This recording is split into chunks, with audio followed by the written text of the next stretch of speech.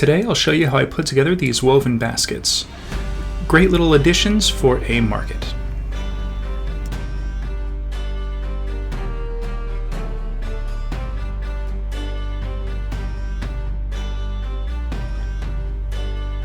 Hello everyone, welcome back to the channel. We are going to start things off today with our supplies.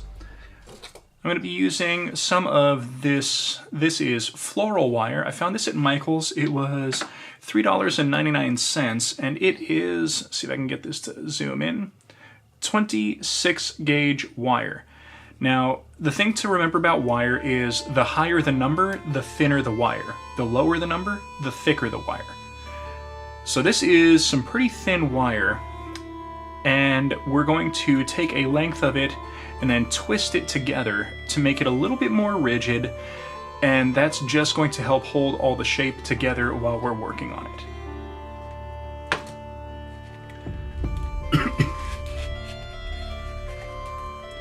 And what I ended up with was this. I've already cut it, so these are 8 2-inch long sections that are twisted together. So bring this in so you can see it. So it's just a simple piece of wire that's been twisted together. This makes it a little bit more rigid and will help make things a lot less flimsy while we're working on them. So I've cut 8 pieces that are this length, and I cut 1 piece that's 1 inch, so half this length. And then we're also going to use some buttons. Now, I cut these to fit this size of button. Depending on the size you use, you can use longer or shorter pieces of wire. Now this button is, as you can see, just over ½ an inch in length, or in diameter. In millimeters, it is 15 millimeters. So that's kind of the rough sizing that we're going to go with. So now, to make our basket weaving, I'm going to use some of this. This is some string that I found in the crochet section. I bought a whole spool of it for $6, and this is going to give me a ton of material to work with. Alright, so let's go ahead and get started.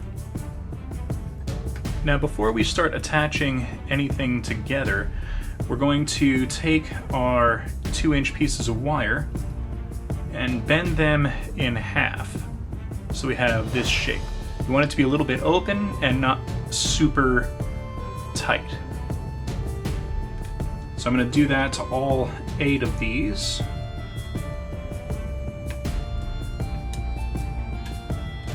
And then we will start attaching them. Now, we're going to glue them onto our button here. Now this button has a lip on one side, then it's flat on the other. I'm going to glue them to the flat side. And how that's going to work is like this. Just a simple drop of super glue. And then I take the wire and then just kind of hold it in place. Once it is solid in place, I will glue on the rest of them. And once I've got them glued in place, I will show you what that looks like. But we're going to be attaching them in a pattern. So we're going to glue this one, then we're going to glue the one directly opposite, then this one, and then we're going to fill in the gaps in between them. So I'll come back once I've got all of them bent and glued into place. Now that everything is glued in place, we need to do one last thing before starting to weave our basket, and that is attach our 1-inch piece of wire. Now the reason for this is right now we have an even number of wires sticking out. We need to attach this one to make it an odd number, otherwise the basket won't weave correctly. So I'm going to take this wire and put it in between 2 of the others where there's just a little bit of room. Alright, now once the glue fully dries, this side is going to be the bottom of the basket, and this is going to be the inside of the basket. So I'm going to let this dry, and then we will come back and start weaving. Now the basket is going to be made in a couple of different steps, and the first thing I'm going to do is attach a bit of cord or string, and then I'm going to kind of loop it around back and forth in a simple wrapped spiral. Now this is going to be the bottom of the basket. Like if you're looking down into the basket, this is what you're going to see. I'm not going to do this on every single basket that I make. I'm only going to do it on ones that I don't plan on gluing anything into place on the inside. That way, if I want just like an empty basket, you know, maybe a place for someone to hide or something like that, I have one, but I can also glue things into place in other baskets to have, you know, fixed static produce, or like baskets full of fish, or, you know, whatever I want to put together. Now, ones that I am going to fill and glue into place, I'm not going to do this step because it wouldn't be seen anyway. Now, on the outside, I did the same spiral wrapping to create the bottom of the basket. And then, continuing to use the same string, I'm just weaving back and forth around each one of the wires that are sticking out from the center. And it's a pretty simple but repetitive pattern of just kind of alternating back and forth. And once we get to the point where we start to cross the string over itself, you can kind of see how the pattern continues and just starts to encase each of the wires in the string. And this will just kind of continue to wrap itself around and around, and continue to add strength to the wrapping of the wires and just kind of lock everything into place.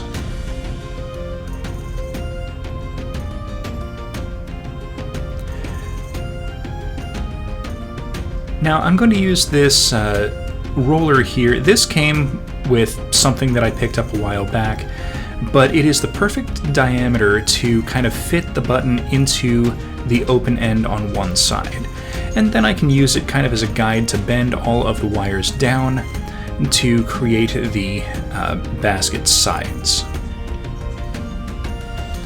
And then it's just a matter of continuing the weaving of the string back and forth, and I'm just going to keep going until I get to the basket to a rough height of somewhere between 3/4 of an inch and 1 inch. I don't want this super tall, but I want it tall enough that it wouldn't look out of place sitting next to a market stall, but not so tall that it would provide, you know, full cover. I want something that a player can visualize their model hiding behind, but not something so large that it will completely obscure them.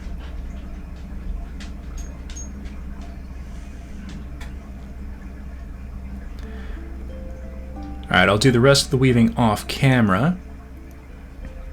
And here we are at the end.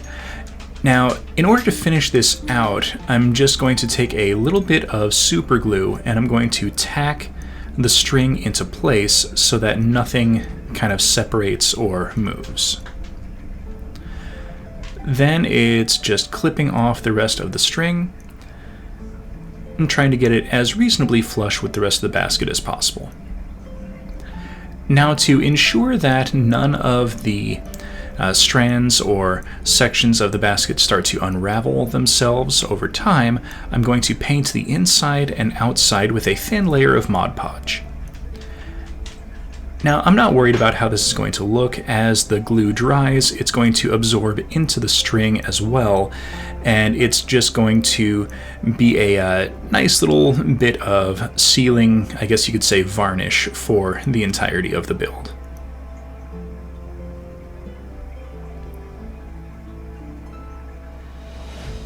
Now that the glue has dried, we can clip off the tops of all the wires. Since everything was glued into place, we don't have to worry about the wrapping starting to unravel itself.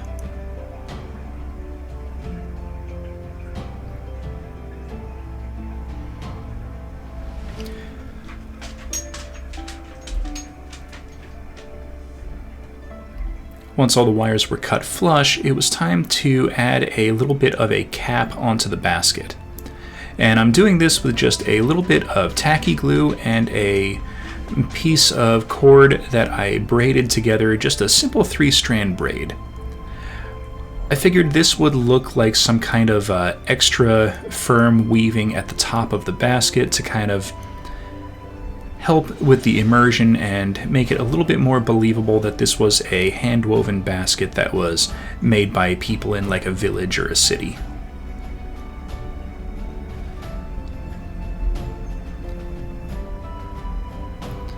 Alright, that looks pretty good.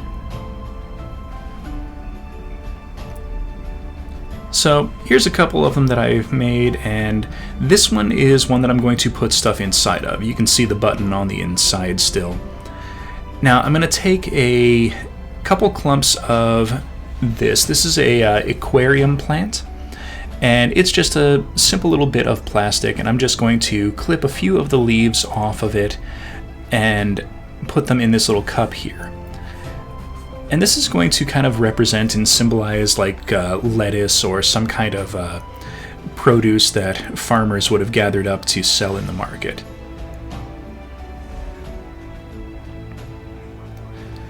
And once I had what I thought was going to be enough in the cup, I just add a little bit of Mod Podge and then just kind of stir it around with a toothpick. I want all of the pieces of the foliage to be reasonably coated, but I don't want it so massively densely coated that it'll take forever to dry. And then it's just a simple matter of tipping it out and pouring it into the basket and just kind of pressing it into place.